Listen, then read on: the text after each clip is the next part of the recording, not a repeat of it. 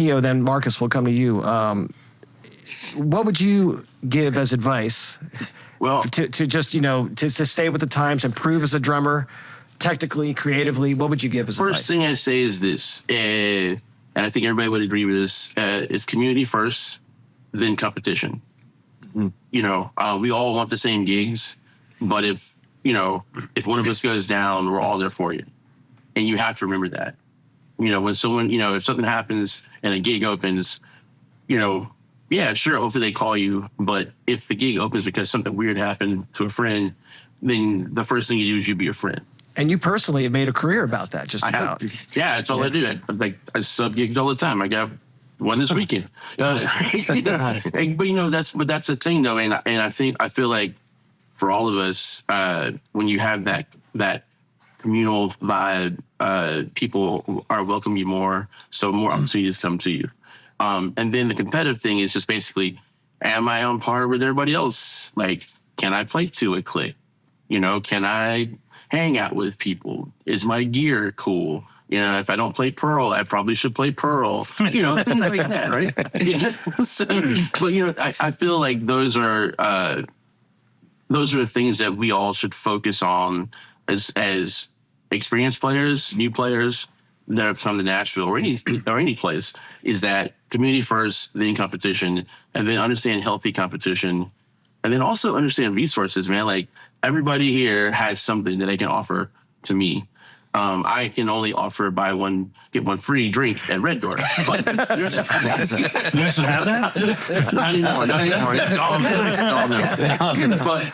But anyway, yeah, but just knowing that you can, you can call 80 Bears and go have breakfast with him. You can call Chuck. You can call Tracy. You can call Wes and just be like, I got a problem. You can call Marcus and like, I got a problem. He's like, okay, man, you got 6 hours. I'll explain it to you. It's like we have those. We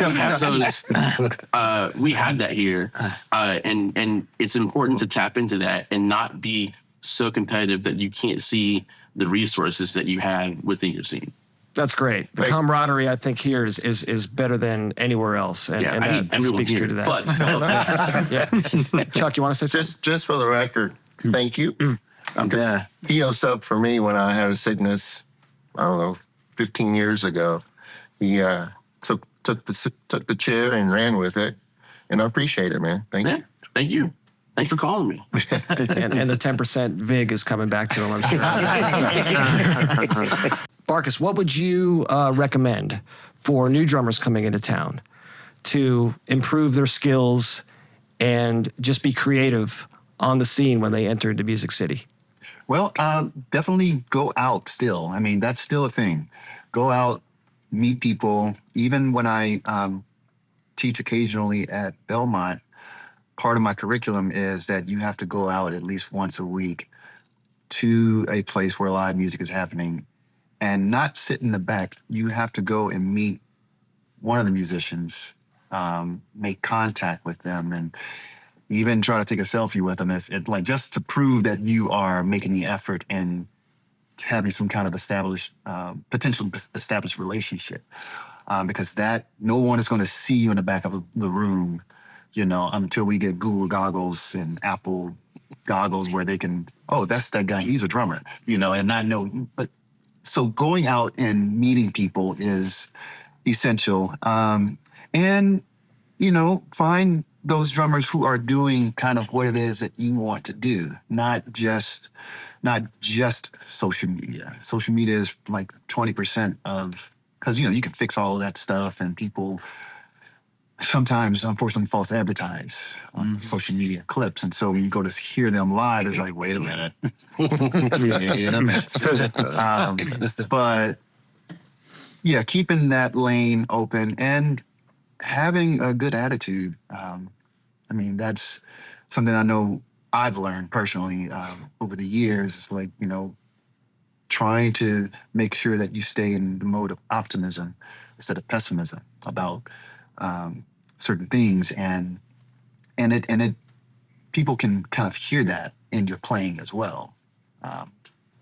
Agreed. I think the networking the face-to-face, in-person networking is still something really important. And, I remember when I first moved to Nashville, that was a big thing. And I still think to this day, you can only do so much with the phone in your hand, but, getting out there in person, and you spoke to that.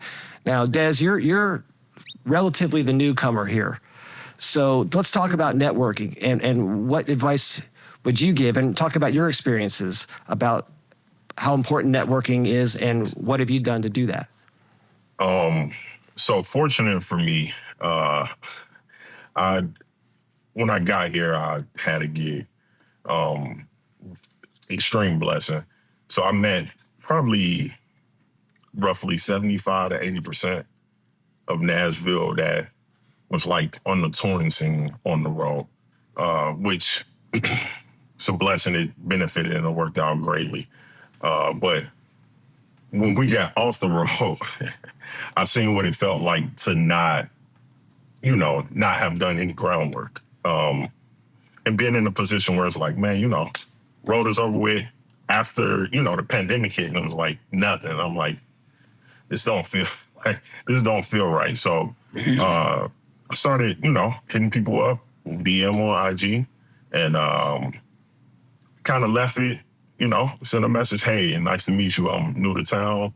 Would love to get coffee or lunch. I'm a jerk chicken guy. Like, I would love to, let's do that. But if it fell by the wayside, I was, okay with that. But networking is an extreme thing that you have to do here. Coming from Chicago, like, everybody had their people they hung with, and that was pretty much it. But, like, it was no face-to-face. It was like, hey, we're going to hang out. Just them your guys and your boys. And that was it. So being here and understanding that, hey, you actually have to have a relationship with people, it grew me up very fast. So it's 5 years this year. So being in a position where understanding that networking is key. And if you don't have that avenue, so some way along your journey, you're going to fall short if you don't do that.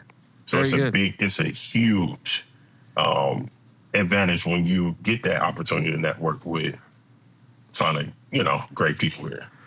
Anybody else comments on networking? I love the authentic community component, because it's about being organic and making a real friendship first. And that's like you said, and I know that's what Keio, we all love him for that. Forget the drumming. It's you're your friends first. And man, I love like what Des is saying. I know I teach over at Tennessee State. We've got some fantastic players. I'm always kind of shocked how little they know about just getting. We're 2 miles from Broadway, for instance.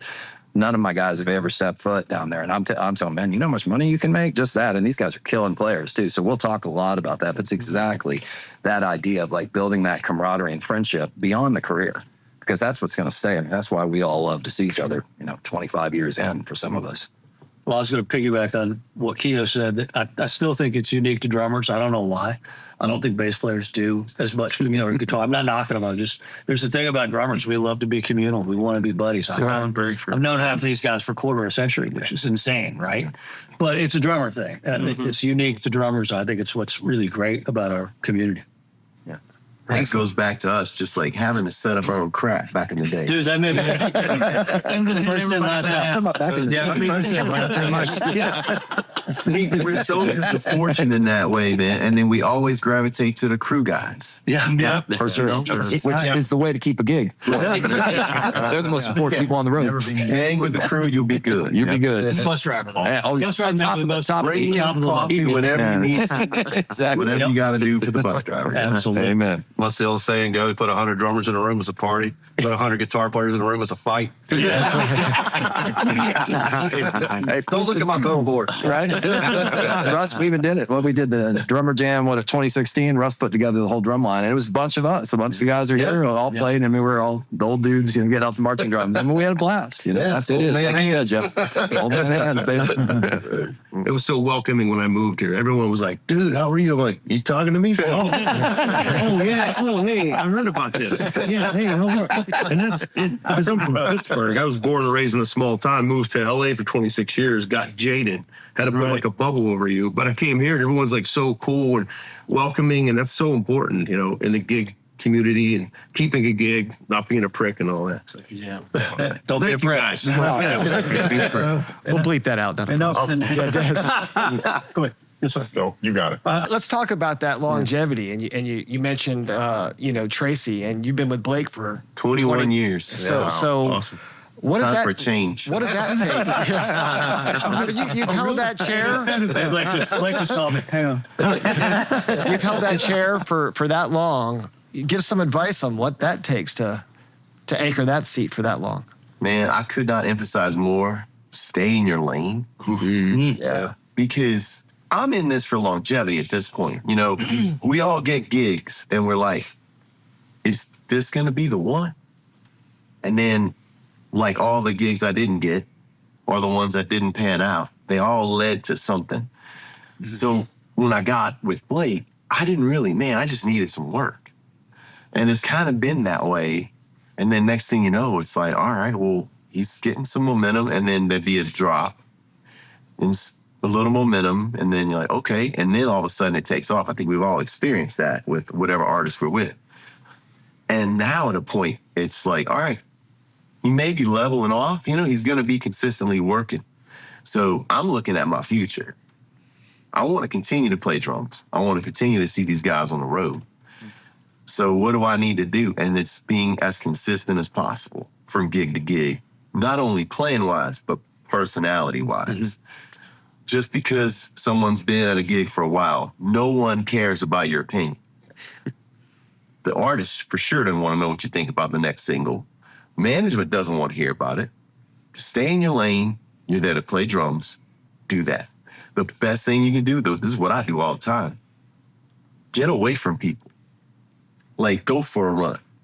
Go shoot basketball. Go take a walk in the arena. Go take a walk in the town.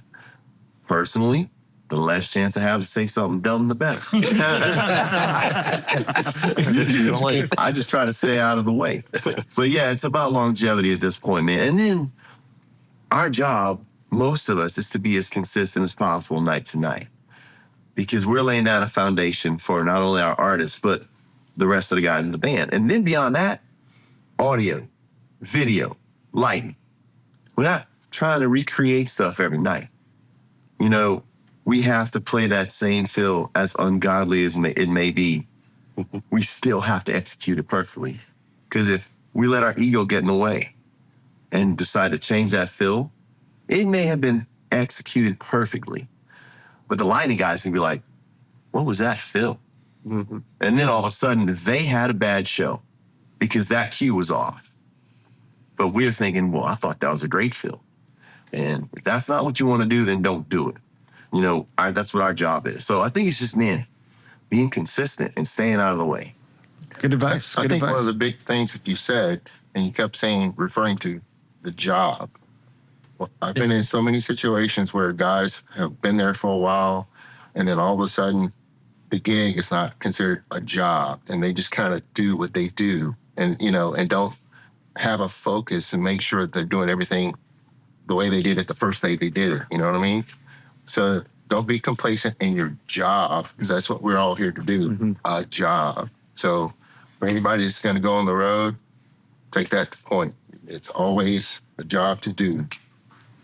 And I'd like to thank Eddie Bayers for playing really cool licks that I get to play every night. That makes it fun. I'd love to add, too, I've been very blessed to have the same artist gig for 16 years as well, 15, 21. And I think a lot of that goes on the artist, too, the loyal factor and, they're good to you. I'm sure, I don't want to speak for everyone here, but, we've all had our little wrist slapped here and there. Hey, don't do that. Or maybe you had a bad day and you said, whatever. But if that artist goes, gives you chances, you know what I mean? And you learn from those mistakes or those, I had a bad day. Well, I'm not going to say that anymore. I'm not going to do that. But if you continue to kind of dig that same hole, I think that's a problem. But I think a lot of it's consistency is, like you guys touched on. It's like, you're there to do a job. It's show business, not friend business. Yep. Although at the end of the day, we're all friends and I care about everyone that I work with. But at the end of the day, I'm as replaceable as anybody else. There's some young 22-year-old that's got all the chops in the world, and he's a cool dude too, and that could take my gig in 5 seconds. So the fact that I get to do this is pretty cool, but it's incredible this long in, and I think a lot of it's just due to the fact that you got to enjoy what you do. And I think if you enjoy what you do, it's going to come out.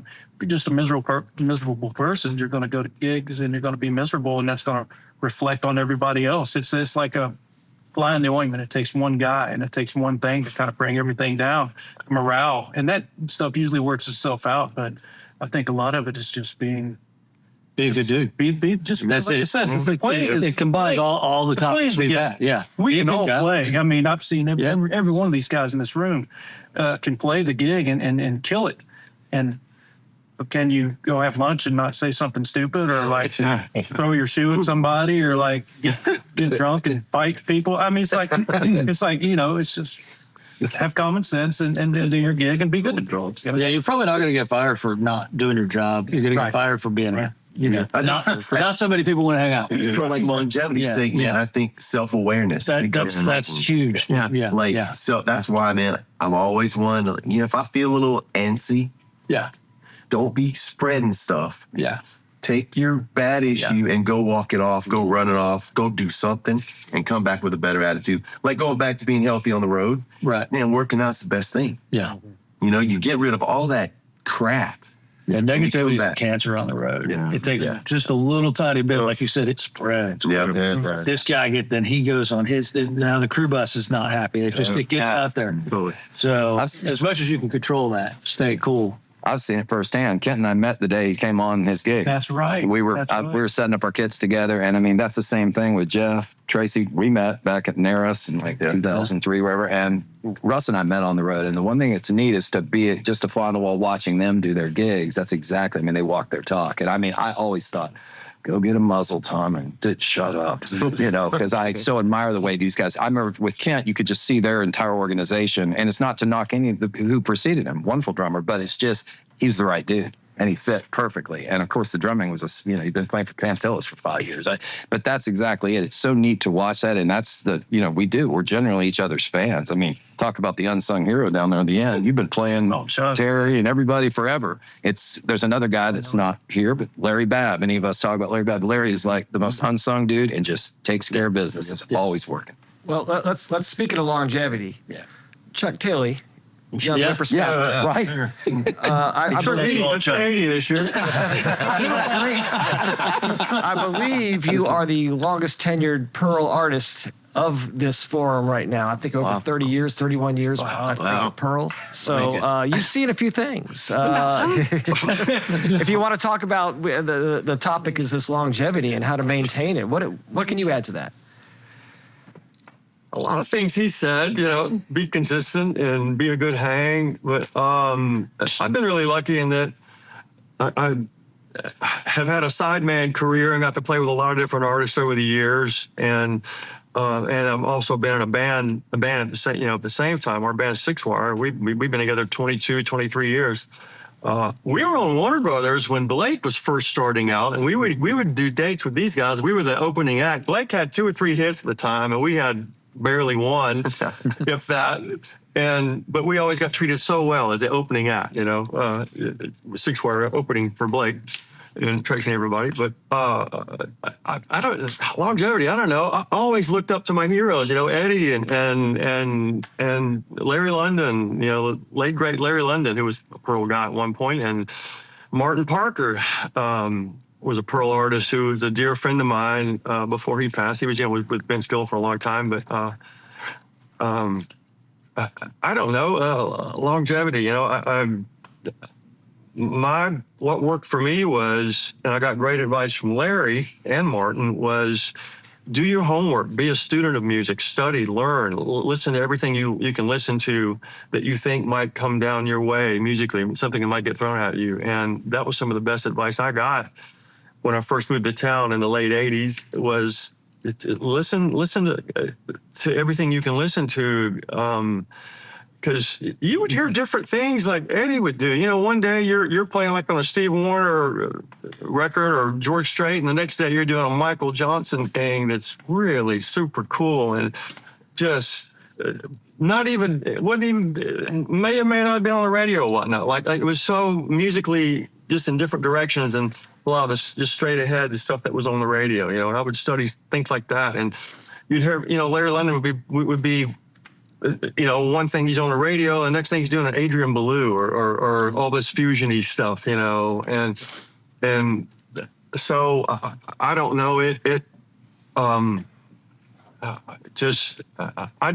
tried to study a lot, do a lot of homework, music homework, and of course practice and learn how to play a lot of that stuff. But another thing that helped me, and this is hilarious, when I first moved to town, going back to networking and meeting people, back then there was a pretty good live music scene. But I would go hear Martin Parker and go hear different people play around town, and they're just playing for fun with other session guys who would go out and just play for fun, you know, and they'd be in Printer's Alley or in Nashville Palace, wherever. And I would just go sit and listen and watch these they were older than me, or they're a little older than me at that time, but they were all great players. I'm just watching, listen, and I would go meet these guys. And I'd meet drummers, but a lot of work I got was from meeting other musicians, guitar players or bass players who wanted me to, hey man, can you come play on my demo? I'd go play for free, you know, or I'd go do some pickup gig for $20, whatever. But the networking thing, just meeting a lot of different people helped me. But that led to, I got an account playing on karaoke tracks and sound alikes. And this is mid to late 80s.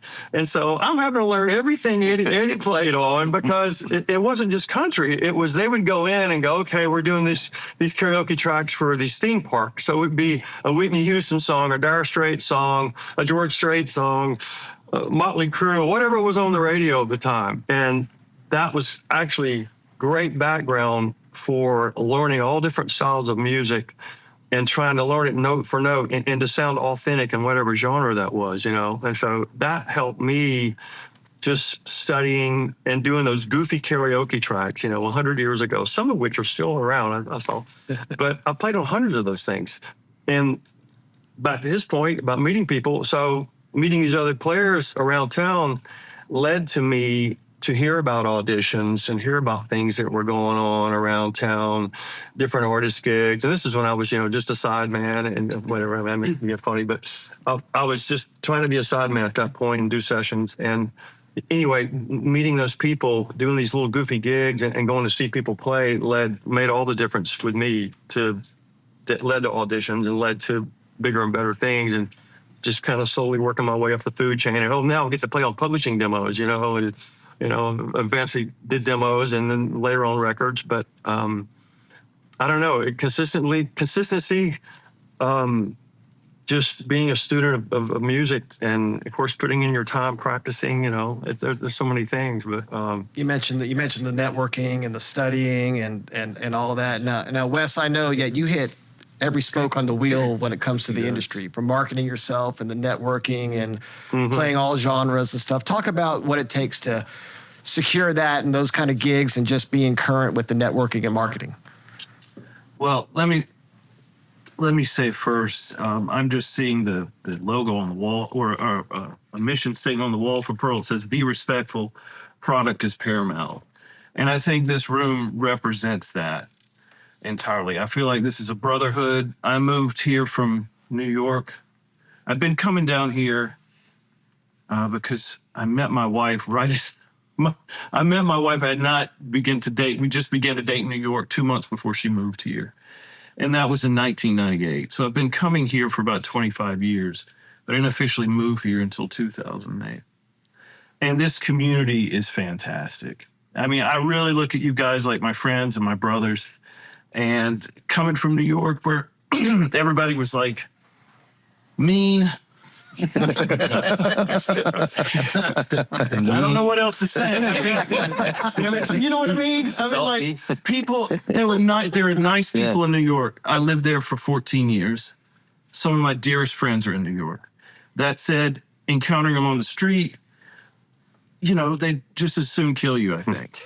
So this is a much more welcoming environment, and I appreciate you all welcoming me into it, you know, even though I sort of came in later in the game. But with regard to the spokes and the wheel, I had a teacher at ECU, undergrad, that he said, you got to know styles. You got to know styles. And this guy was a bass player, Carol Dashiell, who had played with Ray Charles and Maceo Parker and a bunch of others. And now he's teaching at Howard, which I'm really glad because he went to school there. But he taught me a lot. He encouraged me to move to New York. But that was something he always stressed, was just knowing different styles. And I'm fascinated by music. I probably should have other hobbies, but I don't really. I mean, I'm just kind of fascinated by music. So it's always been like, what makes that work? Or why did that sound that way? Or like when I'm a kid, I'm hearing Eddie play on records. I'm going, those country drums. What is it about those country drums that sound so good? Like, why do they sound better in the studio than and on that Alabama record when they're doing Dixieland Delight? Why does the vocal dry up there? And I'm trying to ask my dad, no, the vocal's dry now. Why? What do they do? So this has been my life. And that's just sort of the way I've approached music, whether it's playing on a practice pad or, I went to New York to be a jazz drummer. And I enjoyed that. But there are a lot of angry jazz people. You know what I mean? You know what I mean. You know exactly what I mean. And I love the music so much, but I hated the people, man. I would go to jam sessions and it would just be awful. So I met a buddy of mine, and we talk about networking. I was in school with a buddy of mine who moved up, and he knew this bass player, Bryan Hardgroove, who was working some with Chuck D.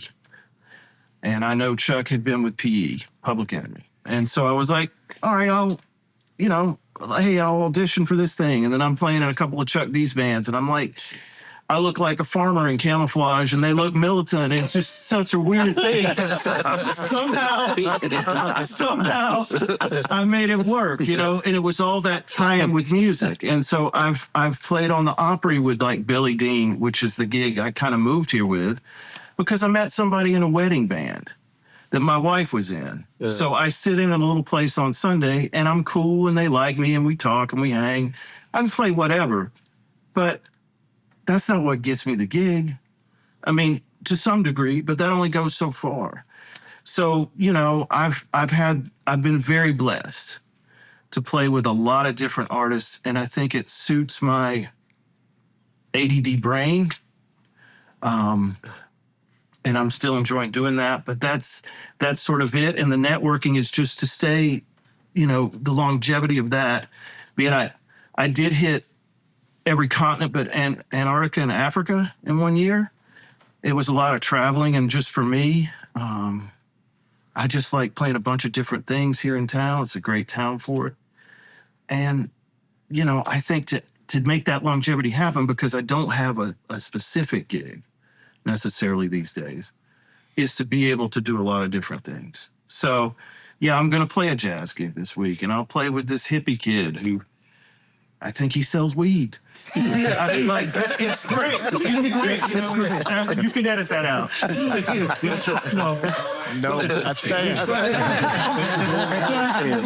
It's just a blast. Yes, it's just a blast to play music with all these people. Now you turn to Tommy, and I'm throwing you a little bit of a curveball going off script, but you turn to Tommy. I've known Tommy for years. Everybody here is a chameleon. They can adapt to any style. Everybody thinks Nashville is country drum, and we all know that that's not the truth. Yeah. Tommy, you've played a variety of different genres and artists, obviously Alabama, but talk about staying on what Wes was saying, what it takes to be that chameleon, have the diverse portfolio of styles that you can play, and why is that important to Nashville? Well, first of all, I'm grateful to be a part of this family, and I'm humbled to be in this room with you guys, so I appreciate it. I was lucky when I went to school. I studied under a studio drummer who really taught me how to hit the drums, but he also drilled it in my head, learn everything you can learn. And then I also was under another guy who traveled the world and conducted orchestras and stuff, and he said, he kind of drilled it in my head. learn every different style you can learn, because you just never know. The music business is cruel, and you don't want to go into the music business where people are already there, they're already established, and you bring something halfway to the table that they already have, and they're already there and established. So it's like you've got to be able to play everything that you can play. Last year I was, I kind of had to pinch myself. Did a Christmas record for Johnny Mathis. It was like, and it was a jazz. It was, I did this the whole time, stir and soup, you know. But the producer came up and said, it's amazing how you can play that like you've been playing that all your life. Well, that's the way you want to treat every genre of drumming. You want to be able to play the bossas and the straight ahead big bands and learn everything you can, because it's only going to make you better. It's only going to make you a better musician. I tell drummers, even learn songwriting, because songwriting, when you play on a recording as a drummer, you're going to try to impress people with your drum chops. When you play on a song in the studio as a drummer who writes, you're going to service the song. And if you service the song and make the song the best song that it can be, then you will win as a drummer. So, and excellent. I hope that's great. That's a great answer. Yeah. I've got a quick story I've got to tell, and it's about the authenticity thing and being yourself and all this thing and bringing that to the table is, in this genre especially, that I found is your reputation precedes you. You know, that kind of thing is like, they know you can play, blah, blah, blah, the attitude. So I go into rehearsals / auditions, come to find out, for Pam Tillis. And, you know, we're in the round and she's staring at me, which I'm nervous because Pam's all these iconic songs that, you know, who played on those things. And so we're sitting there playing, and she's very kind. I'd never met her before. And we were playing a couple tunes, and she, whoa, whoa, whoa, whoa. And I'm like, oh, this is not good. And she goes, and this, what I've taken with me my whole life since then, is she goes, honey, you're playing it perfectly, but you're playing it just like Eddie Bayers. And I was like, well, that's what you know, I've heard these songs my whole life. I'm like, that's the way I'm going to play. And she goes, but I want to hear what you do. Wow. She goes, Darren called me, the guitar player, Darren Favorite, I think. Most. And he saw me on a gig and goes, that's the guy we need for the, you know, that kind of thing. So he wanted me and not the record. You know what I mean? It's like he wanted to hear what I had to bring to the table as opposed to somebody else. And I was very, very taken aback by that. I was like, because she goes, well, you got to understand the studio is a different thing. She goes, I want to let them, you know, blah, blah, blah. And I took that and I kind of, and I'll never forget that, because if you get a call, if you get that they know that they want you. They want the way you hit the snare drum. They want the way you play for the song. They want this, or they want that. And that I will never forget that, to be authentic. You know, start with the record. That's my point. Always start with the record. That's what I've always done. And if they want something a little different, they'll let you know. Yeah. And like you said, if you step over that bar, they're going to let you know real quick. Yeah. You know, if you're and just play with your ears. You know, listen. You know, it cracks me up when people go, man, what do you hear in your ear mix? Oh, it's just me and the vocal. I'm like, how do you play musically like that? Like, what if the piano player is doing something cool? It's like, play musically, you know, and then play for the song and stay out of the way. It's country music, you know, they have, meaningful lyrics for the most part. It's like, it's a story. So don't step on the story. Those are words in between drunk. Yeah, those are words. Yeah, right. So my point being is just be authentic, be yourself, but also stay true to what was. That song was recorded for a reason. Yeah. That way, and it went down to tape. That way, so do that justice, and then go from there. But man, I was scared to death, and whoa, okay. Well, then I was like, oh no. It's just like, I want to hear what you did. I want to hear what you would do here. What would you? So the Mi Vida Loca. Did you play on Mi Vida Loca? Is that somebody? I played on so many. I think you played on that song, and we were messing around, and I did something a little different, more of a samba type thing. And she goes, oh, I like that, do that. And I'm like, really? She goes, yeah, do that. You know, so again, I think being confident enough to be yourself, but at the same time, do play the song the way it originally was. And if there's a signature part, by all means, play that part. It's always better to be fired for being you than to be fired for being someone else. Right. Yep. Yeah. Yeah. That is the rule. Yep. Like, No, yeah. that's great words. And it's always important to, when you're learning the song, learn it verbatim. Right. And then you could take it somewhere. But you can always go back and play it verbatim. Exactly. Yeah, it's like learning, learning a poem or, 23rd Psalms or just making up some words. Yeah. Like, I recited the 23rd Psalms. Like, no, you didn't. And live, it's always going to be faster. Eddie, you received a lot of nods and a lot of respect, deservedly so, obviously. And you laid a lot of groundwork that most of us that we're hearing from this panel, they've all said, yes, because of Eddie, because of Eddie. I watched Eddie, I listened to Eddie. So, words of advice coming from Eddie Bears. What are the habits that you formed early on that has led to the level of success that you are now receiving all of the accolades, nods, and respect that we all have for you? Yeah, a lot of that has been mentioned. Certainly networking being the first, because that's the thing that even when I would mentor like from different colleges, that was my first thing. It didn't matter whether they were drummers, guitar player, writers, anything like that. I said, you all need to know each other.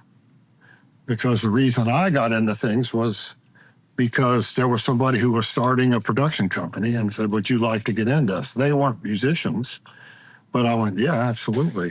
So the other aspect of it is just to be able to get up and know that you're going to play.